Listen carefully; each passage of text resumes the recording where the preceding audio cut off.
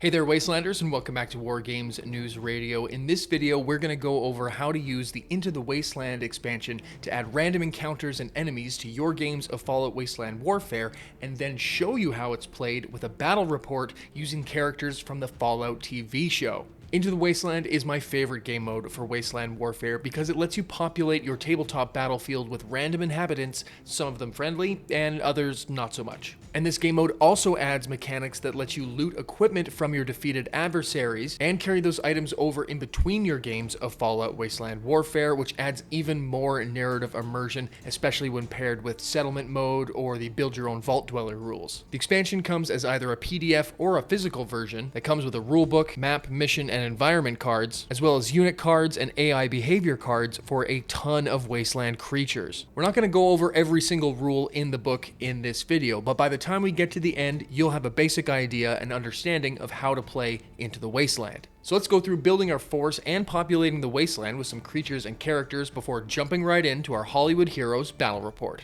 Let's get to it. Your starting force should have a caps value of around 400, and for my crew I've got the Ghoul, Lucy, and CX-404 from the Hollywood Heroes box set. They come in at 319 caps altogether with equipment, and you can find a link to these profiles down below in the description, and they're also available in the Hollywood Heroes box set, which if you're buying anything off that Modiphius web store, make sure to use the code WGNR10 to save yourself 10% off your purchase. Now that we have my force, we need to determine the battlefield size and shape, my mission, and what environment this game is going to be taking place in. You can draw these cards randomly or just pick 3 that work for you like I did here. For this mission we have a size 4 map in a military industrial area with an objective of passing through, which means I just need to get from one corner all the way over to the opposite corner. With our map and our terrain laid out, we now need to build our local population deck, which is the pool of all the possible wildlife or units that we could encounter in this map. You can make your local population deck by using whatever miniatures you have on hand or use some of the suggestions found on the environment cards. For this mission, I selected 7 different units that I think would be fun to encounter on this Wasteland environment, and one of them is, well, a little spicy. Our possible AI opponents include a Mr. Gutsy, 3 different types of Protectrons, some Brotherhood of Steel Initiates, a Brotherhood Knight, and a frickin' Deathclaw. Each 1x1 foot square section of the map gets a counting token placed on it to represent one possible inhabitant that we might encounter. I'm using these blue investigation markers to count as our inhabitants, and I've also set up some searchables around according to the mission setup rules. These investigation markers have a perception range of 2 green measurement sticks. So anytime one of my units gets within range or line of sight of one of these markers, it will spawn one of the units from our inhabitants pool. The units will also have their own natural behavior, so some of them might ignore me, some of them might attack me, or maybe something somewhere in between. And that's the basic, somewhat dumbed down rules on how to use the Into the Wasteland expansion for Wasteland Warfare. But the full expansion includes a whole lot more, including a 5 scenario linked campaign and over a dozen unit cards that you can use to add to your Wasteland Warfare games. But that's enough talking about it. Let's get into the action on our very own Into the Wasteland battle report with the Hollywood Heroes. Let's hit it. In this scenario, our 3 Hollywood heroes have found themselves at a Robco research facility and need to make their way from the far bottom right corner to the very far top left corner in order to win. But they are not alone, as there are 4 inhabitants on this Wasteland battlefield represented by these blue investigation markers. The 2 investigation markers nearest to our heroes here will spawn at the beginning of the game, while the furthest markers will scatter around the board and move randomly until they get within our presence range and line of sight. Drawing for our first 2 inhabitants, we get a Mr. Gutsy and a squad of Brotherhood of Steel Initiates. With our cards drawn, we roll 1 red armor die for each unit type and subtract 1 from the value. This number gives us how many of these units will spawn. For the Mr. Gutsy, we only get 1, which is the minimum, and for the Initiates, we roll a 3, which we minus down to 2, which means we will spawn 2 Initiates. And lastly, for our inhabitants, we draw their natural behavior cards. This determines whether they're hostile to my forces and also how they interact and move around the battlefield. For the Mr. Gutsy, we draw the grazing natural behavior, which basically means he's going to wander around the map. While for the Initiates, we got the gathering behavior. That means the Brotherhood will become hostile if we interact with any of the searchable markers within their line of sight. First, we deploy our Mr. Gutsy, and because we rolled a 1 on our spawn table, he's going to deploy yellow distance away from our units. Then for the initiates, they rolled a 3 on their spawn table, meaning they're going to deploy green distance scattering from our units.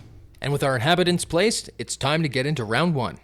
First up is the Mr. Gutsy, who rolled the move AI action, scurrying away twice from our units.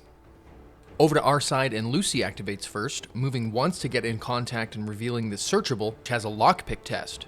Lucy lockpicks on her agility skill of 6 and decides to roll the dice, succeeding and generating an action point, which she can use to either repair or make a quick move. With that extra action point, she makes a quick action move and hides behind the bus stop.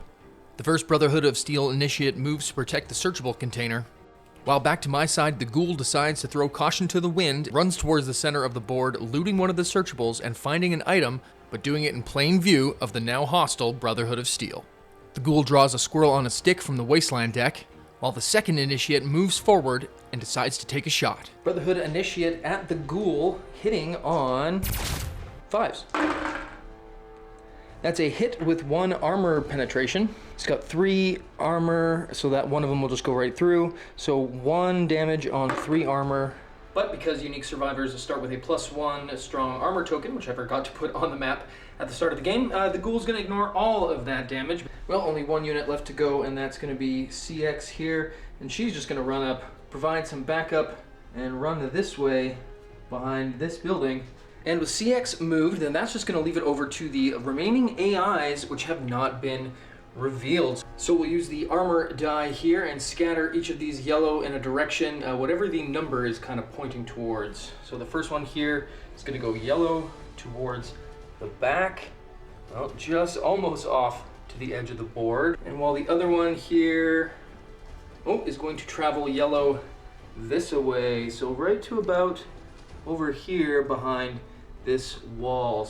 Well, and with those 2 movements there, this furthest inhabitant token is now within double range, green range, and line of sight of the Ghoul, meaning they are going to spawn, whereas this furthest one here on the left is within range, but not line of sight. So that means we have to spawn another inhabitant from our pool here.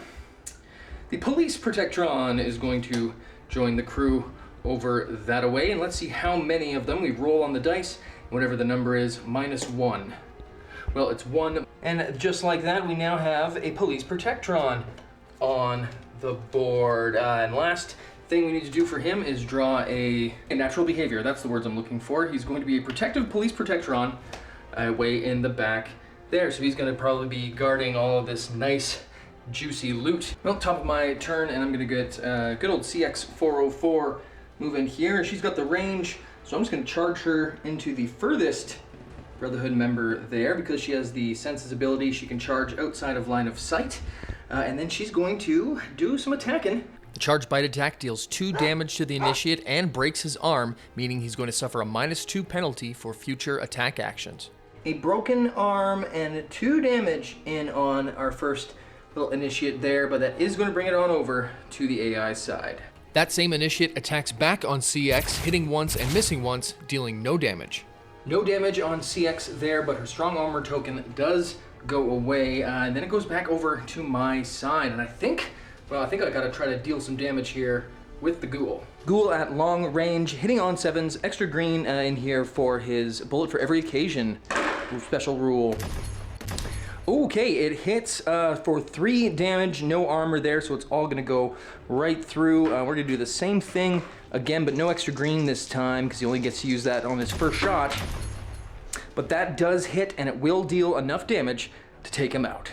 A couple of bang-on shots take this last initiate right out of the game, and because of the Ghoul's Bloody Mess special rule, we now have to roll a luck die. If it comes up lucky, then these 2 guys are going to get a -2 modifier, which is not going to be great for them. Oh, look at that. Wouldn't you know it. So these 2 are just going to have a -2 to any of their next rolls until the end of their next activation. Way to go, Ghoul. Well, the Lone Protectron way at the back rolled the defend action, so he's going to do just that and tuck up nice and close to this loot here and try to stop it from falling into enemy hands. And back to my side, that just leaves Lucy, who's seeing a bit of an opportunity that these loot markers here appear unguarded. She's just going to take a couple moves into the HQ here. just to see what she can see, but that is also going to reveal our furthest marker here on the left. So let's go over to our inhabitant deck here and reveal our last pull is the Death Claw. Okay, I need to see which direction he's going to spawn in here. Well, we're only going to spawn one of these regardless, so this is just for the direction. Well, one, which would put him off the map, so I guess that's just going to put him, well, right where he is. And with a fearsome roar, the Deathclaw has appeared, perhaps attracted by the Brotherhood shenanigans, or maybe by this guy exploding here. We do have our big bad beastie on the board. I need to draw next a behavior. Roaming, okay, so that one's full of either attacks or movements. Great. Okay, well, she's now added to the AI pool for the turn, which means coming up next, it's either going to be between Mr. Handy or her. So let's get to it. The Deathclaw activates and hasn't decided to attack yet, getting the move AI action. And of course, the scatter die brings her right face to face with CX404 and the Initiate. Pleasant old Deathclaw has just put herself right where CX wants to be. And last but not least is the Gutsy, who did roll also the movement action. So he's just going to discretion better part of valor if you're tactically withdrawing. And he's going to take his number 2 minus with him. That's the end of round 2. We have a Deathclaw in the house who was kind of in the way of our escape here, but now she's kind of been lured out. Maybe Lucy can make a break for it. Oh, if those items aren't too tempting, and the Ghoul's got to make some ground here. Top of round the 3rd, and the good news is there won't be any more surprises because all of the baddies are on the board, so that's good news. Second bit of good news is that we are outnumbered, so we get to go first. Yeah, I think it's going to be CX over here. Seeing that, well, maybe the Deathclaw can do her dirty work for her. She's just going to back off and disengage her red movement and run away, but that is going to get an opportunity attack from this very crippled Initiate. Initiate crippled to hell, crits your cogs. That is going to be a miss. And the good news is we got away with it. CX404 is running for the hills to come up here and join Lucy. Hopefully that Deathclaw, like I said, will just do some killing. The Mr. Gutsy, or the Mr. Not So Gutsy, again, just running away. Maybe he knows something we don't, or maybe he's just a coward. Either way, that's gonna be back to my side, and I think we just gotta go with the Ghoul. One move with the Ghoul, and then a second move, I think is a good idea, just to keep the gang all together up here in the back behind the big scary monster. Oh, and there it is. Big scary monster got the next activation, and she also got her attack strike activation. So clearest, easily the nearest enemy is this Brotherhood dude here. Deathclaw swipe hitting on 5s. A green for the bonus charge. Ooh, just misses. It brings it down to 6, but not quite needed. A 5. By either dumb luck or skill, the Initiate is still alive, bringing it over to Lucy's turn for us. And she's just gonna start doing some looting, moving over to one side here, revealing empty nothing. But that is going to move our Protectron here from his protective into his aggressive stance, but we'll deal with that in a minute, as Lucy is gonna spend her second action to move and also find nothing. What a waste. Well, now seeing Lucy as a threat, the Protectron only has a hand shock, so he's an up close and personal kind of guy. He's making a move, and he might just be able to charge into this turn. Yes, he does. He charges and grapples Lucy in the clutches of a Protectron. Now, that is going to be the end of the turn. Lucy's in a bit of a spot. The Ghoul and CX, they've got a bit of a clear break. While meanwhile, this Initiate's not looking good. Well, top of the round, and there are 4 AI units on the board and only 3 of us, meaning we get to go first. And I'm gonna go with the Ghoul here. Just take a move once and twice just to see what we're dealing with over yonder. Ooh, free item, look at that. Okay, well, over here to the Wasteland deck. Let's see, oh, it's a mess here. See what we get. Iguana bits, more healing items. Well, there, for a guy who hasn't taken any damage, the Ghoul sure has a lot of medical items on him here, but he could share those around if he needed to. But so far, we're all looking okay. But that's going to be the end of our turn. Well, our little aspirant here is going to try to disengage and run for the hills, but that is going to prompt an opportunity attack from the Deathclaw. Deathclaw swipe. That is a miss.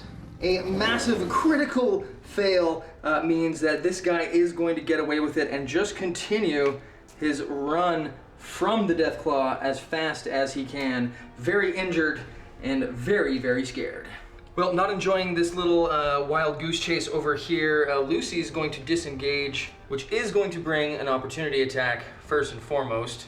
The Protectron's Shock Grasp attack hits and deals 2 points of damage, blowing through Lucy's energy armor. The strong armor token is going to save one of those damage, meaning just 1 point goes through on Lucy. But that was just her first action, and on her second, she's going to go running again to catch up with the Ghoul there, and try to, now that she's within orange range, grab one of these healing items. Let's go with the old Iguana bits here maybe, or no, let's go with the squirrel on a stick because we don't want that radiation damage. Take it from our friend the Ghoul, thus removing the damage that we just had. Not too shabby. Well, the Mr. Gutsy again just wandering around aimlessly, just kind of bopping around, doing his thing. And last from my side is CX404 here, and she's just gonna make a difficult terrain move just to stay away from this Mr. Gutsy and hang out with the rest of the gang, as we're very close this turn to making, or next turn I should say, to making a break for the exit. But before that happens, we need to see what the Deathclaw does. So let's just roll it right here, right now. We get the bottle cap, which is strike, which is attack. Goody. We need to measure and see who's closer, the Ghoul or the Initiate. I think it's going to be the Ghoul. It came down to the measurement, but we can see that the Initiate is less than a blue stick length away from the Deathclaw, while the Ghoul is more than a stick length away, meaning that the big old charge is going to be coming in on the Initiate. Deathclaw swipe, green for the charge, hitting on 5s. It misses.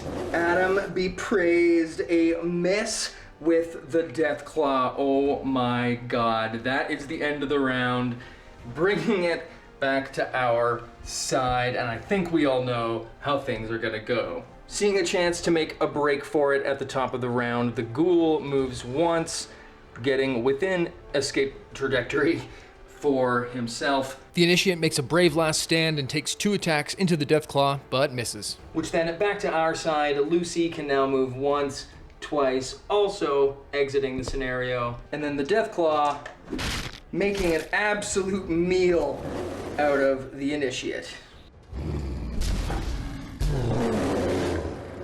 Which just leaves with our last activation on our side, CX404, to move and join the rest of our gang off the scenario as we live to tell the tale after turning what should have been an easy walk into the park into a runaway from a nasty Deathclaw. And that, folks, is Into the Wasteland. Sure, we could have stick around and we could have tried to fight the Deathclaw. We could have tried to see what was this last little loot marker over there, but sometimes it's a better idea to run. Well, there you have it, folks. Into the Wasteland, an expansion that you can use to add some random encounters and all kinds of fun new twists to your games of Fallout Wasteland Warfare. Thank you so much for watching, and if you want to pick up this expansion on your own, remember to use that code WGNR10 to save yourself 10% off at checkout. And if you enjoyed this video, then hit that like button, subscribe, and make sure you turn on your notifications so you don't miss our next video. And if you want to help us make even more videos for you to enjoy, then why don't you check out our Patreon, or you can become a YouTube member by clicking the button right here, where you can get early access to videos, polls that help us decide the content here on the channel, and you could even become a future named character in a battle report or video. So make sure you get out there and explore Into that Wasteland, and stay tuned because WGNR will be back.